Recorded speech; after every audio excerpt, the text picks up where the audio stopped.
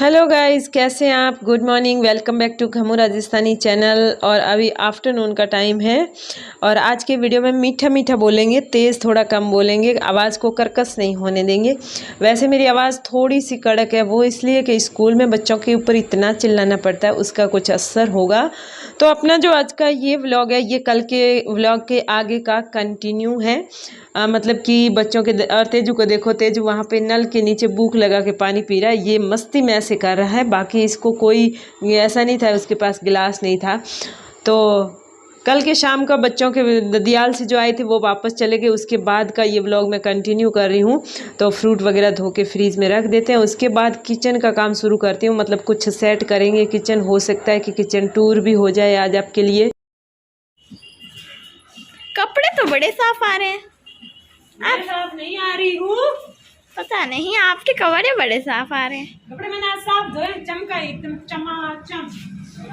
अच्छा, तो ये क्यों है? ये देखिए मम्मा, व्हाट इज दिस नाउ? ये देखो। हाँ जी, तो क्या हुआ, किचन के काम के बीच ही पहले कपड़े सुखाने आ गई यहाँ पर, और फिर मैंने पोछे भी लगाए। ये कुछ काम है ना, पोछे बीच में छोड़े हुए थे ना, कल आपने देखे होंगे। पहले मैंने झाड़ू पोछे किए थे लेकिन आधे बीच में छोड़ दिए थे, जैसे ही उनकी गाड़ी आ गई बच्चों के ददियाल से, दादौने से, तो फिर मैंने ये बीच में छोड़ दिया। वो सारा काम अब कर रही हूँ। मम्मा, आपने साफ एकदम चमका कर धोए हैं? साफ एकदम चमका के धोए हैं आपने? एक चीज दिखाऊं आपको, ये देखो। ये तब तेज इसने कहीं पे जंग लगाया। वैसे ये किसका टी शर्ट है? तो आपको सुनाई दे रहा होगा, कुत्तों की आवाज़ आ रही है। तो कुत्ते तो भौंकते ही रहेंगे, कोई फ़र्क नहीं पड़ता। अपना वीडियो चालू रखें, इनका वेट किया तो भले रात भर वेट करते रहो, ये चुप नहीं होने वाले हैं। और यहाँ पर मैं आपको ये बताने जा रही थी, क्या बताने जा रही थी, इन कुत्तों के चक्कर में भूल भी गई थी कि मुझे क्या बताना था। हाँ, याद आया, मैं कह रही थी कि आज ऐसा लग रहा है जैसे दिव्या में मेरी आत्मा घुस गई हो, क्योंकि आज वो मेरे साथ खोड़िलाई कर रही है, मेरे काम मैंने गलतियाँ निकाल रही है। क्योंकि मम्मी जब काम करती हैं तो मैं भी ऐसे ही करती हूँ, भले गलती हो नहीं हो, मैं गलती निकालती रहती हूँ। और कभी कभी मम्मी भी निकालती है, मम्मी थोड़ी कम निकालती, मैं ज़्यादा निकालती हूँ। फिर एक दूसरे के कभी हंसते हैं, कभी डांटते हैं, ऐसे करते रहते हैं। तो ये ऊट पटांग हरकतें और छोटी मोटी हंसी मजाक से दिन अच्छे से गुजरता है। दूसरी बात ये है कि हम इस घर में कभी भी बोर होते हैं तो हमें टेंशन बिल्कुल नहीं होती है, क्योंकि हम इस घर के इस सिरे से लेकर उस सिरे तक एक चक्कर लगा लेते हैं, जिससे हमारी वॉक भी हो जाती है और आधा किलोमीटर का सफ़र भी तय हो जाता है और हमारे शरीर भी काफ़ी हेल्दी हो जाता है। कहते हैं वॉक करना शरीर के लिए अच्छा होता है। तो इस तरह हमारी बोरियत तो भगाना बहुत आसान है इस घर के अंदर। मतलब एक दो चक्कर भी लगा दिए तो भी काफ़ी टाइम निकल जाता है, इतना लंबा चौड़ा है। और यहाँ पर आज हम नहीं लगता, मैं बच्चों को दुकान पे नहीं ना भेजना, मेरे को नहीं देते। जब तक आप दिखा हम आपको नहीं देंगे। यार फोन तो नहीं की ना? नहीं की यार। वो जो कहते हैं ना काजल टिकी बिंदी, वो जो भी कहते हैं, सारा यहाँ पर लगा रही हूँ।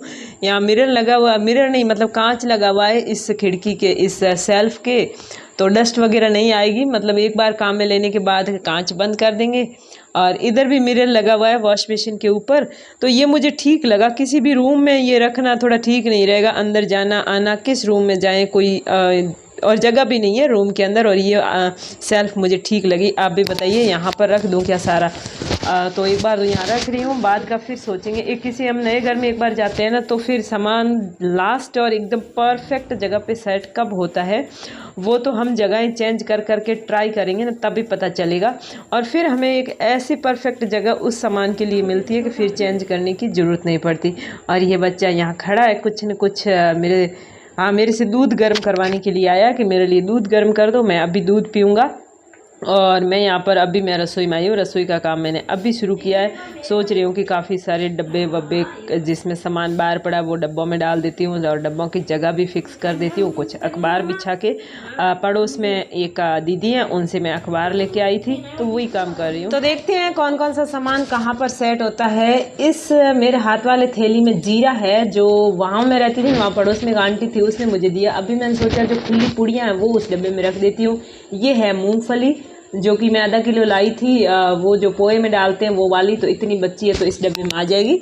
जैसे जैसे हमारा सामान कम होता जाता है तो हम डब्बे भी चेंज करके छोटे डब्बे में डालते जाते हैं, और बड़े डब्बे में कभी सामान लाते हैं तो ज़्यादा सामान होता है वो डालते हैं, बस वही किया। और ये दोनों डब्बे रेड वाले ऐसे एक दूसरे के ऊपर फिक्स आ जाते हैं, फिर गिरते नहीं है, तो वो भी मैं कर दूँगी लास्ट तक।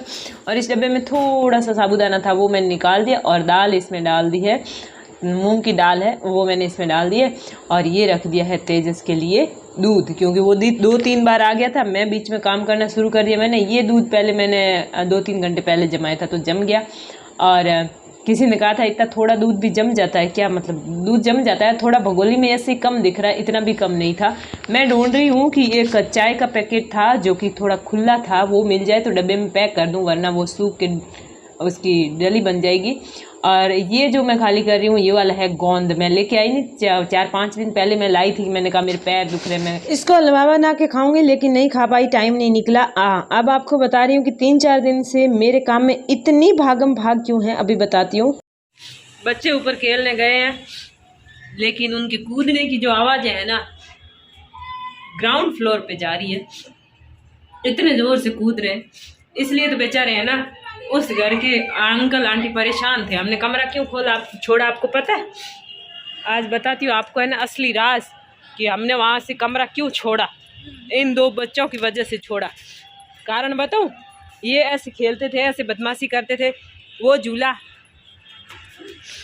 ये ऐसे बदमाशियाँ करते थे, और अंकल और आंटी करते थे खोड़ी लाई बुंडी तरह। तो दोस्तों यहाँ पर मैं अपने मुद्दे से भटक चुकी हूँ, रसोई का जो काम कर रही थी वो भी बीच में छोड़ दिया, तो शायद ही आज उसकी सेटिंग हो पाएगी।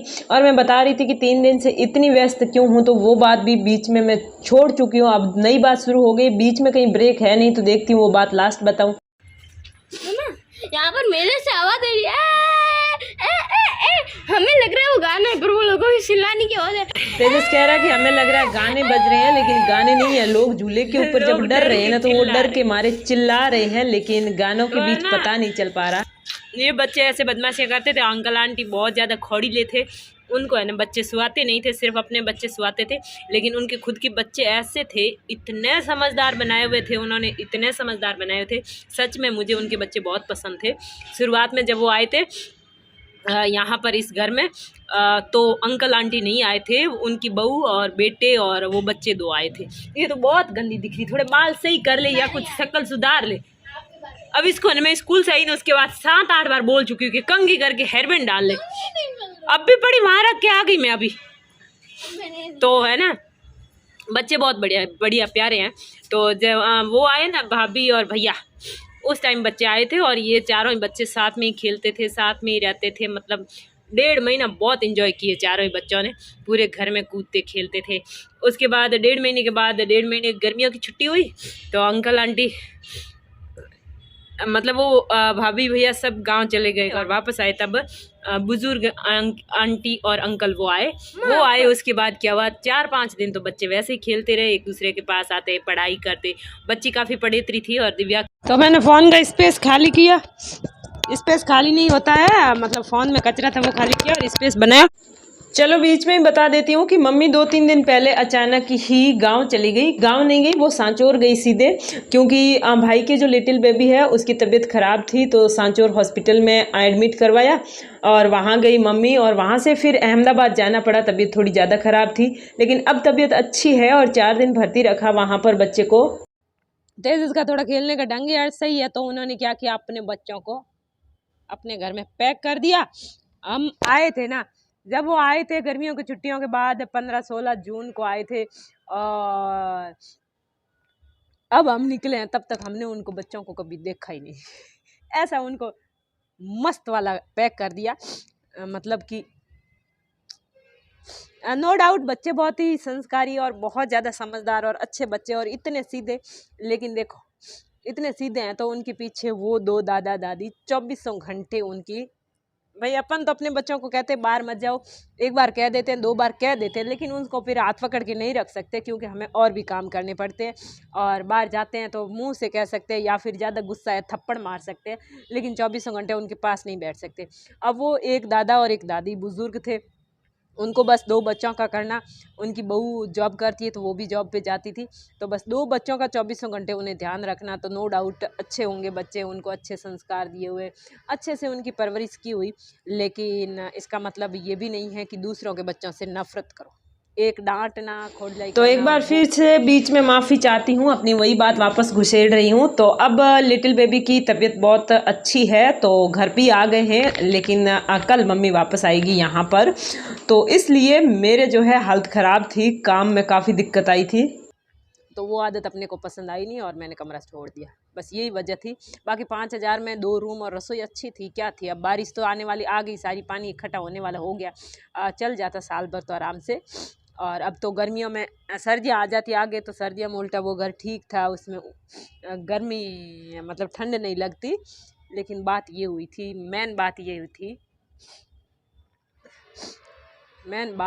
यही हुई थी कि बच्चे ज़ोर से घर में बोल नहीं सकते थे, गेट पे जा नहीं सकते थे, और कुछ भी मतलब कमरे के गेट के बाहर निकल के भी कुछ हरकत थोड़ी बहुत कर रही है तो टोका टोकी, टिक टिक टिक टिक। एक मेरे से कुछ नहीं, मेरे से कोई प्रॉब्लम नहीं थी, कभी नानी को भी, बच्चों के नानी को भी कह देते थे, और कभी मेरे वाले बच्चों को भी, इन बच्चों को भी कह देते। भाई पानी इकट्ठा होता था ना, तो वैसे मैंने मकान लिया तभी बोल दिया था, देखो हम अपने कमरों के अंदर की सफाई करेंगे, बाहर का झाड़ू वाड़ी मेरे से नहीं होगा, क्योंकि मुझे डस्टिंग की वो प्रॉब्लम है, डस्ट एलर्जिक हूँ मैं, एलर्जेटिक क्या जो भी कहते हैं, मुझे डस्ट से एलर्जी है, इसलिए मैं बाहर का झाड़ू वगैरह नहीं कर सकती। मेरी इच्छा हुई तो करूँगी, नहीं तो नहीं करूँगी। आप ये नहीं कहोगे कि बाहर गंदगी पड़ी है वो पड़ी है। तो उन्होंने कहा ठीक है, आप बाहर भले मत करना, अपने कमरे के अंदर अंदर का देख लेना। फिर भी वो आगे का जब पानी भर जाता था ना, तो मतलब ऊपर बारिश गिर रही होती है और थोड़ी सी धीमी हुई नहीं, और उनको ये चाहिए था कि अभी साफ़ कर दे। भाई आप भी बताओ, आपके घर में पानी कहीं आ रहा है, और बारिश कुछ दिन बारिश कितनी बरस रही थी कि मतलब है ना, कोई भरोसा नहीं था, खाली करती वापस भर जाए, कोई भरोसा नहीं था। हाँ, वो पानी भरने से उनकी दीवारों में जाता था, टाँके में जाता था, बहुत नुकसान होता था, लेकिन उसमें हमारी क्या गलती। या तो आप उसका ड्रेनेज सिस्टम सही करो, उसका खाली होने का, हम तो वो भी नहीं कह रहे ना, बाकी हम सबसे पहले ये कहते भाई हमारे कमरे के आगे पानी इकट्ठा नहीं होना चाहिए, आप इसको सही करो। हमने वो नहीं कहा, क्योंकि भाई हो सकता है उनसे ना हो, हम क्यों परेशान करें उनको, वो हमने नहीं कहा। लेकिन उनका फिर वो था कि बस पानी जैसे ही भर गया, थोड़ा सा बंद हुआ नहीं, और कई बार ऐसा हुआ, बाई गॉड आप मानोगे नहीं, वो एक आध बार तगारी वगैरह ला के रखते, फिर या खुद खाली करते। अब भाई पहली बार 1-2 बार था तो मैं खाली कर देती, मैंने कहा आप बुजुर्ग हो, बूढ़े हो, क्यों कर रहे हो, अब मैं कर देती हूँ, कोई बात नहीं। 1-2 बार मैं सुबह स्कूल निकल गई तो वापस आके मैंने करा। लेकिन फिर उनका रोज़ का हो गया, मतलब दिन में अगर 3 बार बारिश बंद होती है 3 बार, 5 बार बंद होती है तो 5 बार, वो मेरे से फिर होता नहीं। फिर वो 1-2 बार उन्होंने वहाँ शुरू किया तो मैंने कहा भैया अब रहने दो, मेरे से नहीं होता, ये खाली करते हैं तो करने दो। और वो क्या होता था, जैसी बारिश थोड़ी थोड़ी बंद होती, वो खपते दोनों ही बुजुर्ग आंटी अंकल, पानी निकाल निकाल के 4-5 बाल्टी बाहर गिराते, 5-6 बाल्टी तो हो ही जाती थी, बाहर गिरा के पूरी सफाई करके रहते। 15 मिनट आधा घंटा होता नहीं, फिर बारिश आती, दे पूरा भर जाता। फिर वो थोड़ी बारिश बंद होती, उनको लगता अब बारिश आएगी नहीं, फिर वो कर देते। और अगर वो नहीं करते तो भाई मैं तो तभी करती जब मुझे लगता कि अब शायद ही बारिश आएगी, या फिर अब रात हो रही है तो अब कर देते हैं, ताकि है ना पानी के किनारे तो सो नहीं सकते ना। और बाकी जो है रात का बरसा हुआ होता तो सुबह मैं खाली कर देती, और स्कूल का लेट नहीं हो रहा होता तो पक्का कर देती, नहीं तो फिर स्कूल से आके भी कर देती अगर बारिश बंद होती तो। लेकिन एक वो दिमाग में ना ऐसे टूचू टूचू टूचू टूचू वो सहन नहीं होता भाई। देखो जो भी, वो भी पैसे देकर किसी का भी है ना, मतलब वो दिमाग के अंदर बात खटकती है कि पैसे दे के हम किसी की क्यों सुने। बाकी मुझे सच बताऊं, अंकल आंटी ने कभी एक शब्द भी नहीं सुनाया, बच्चों के लिए जितना बोला वो बोला।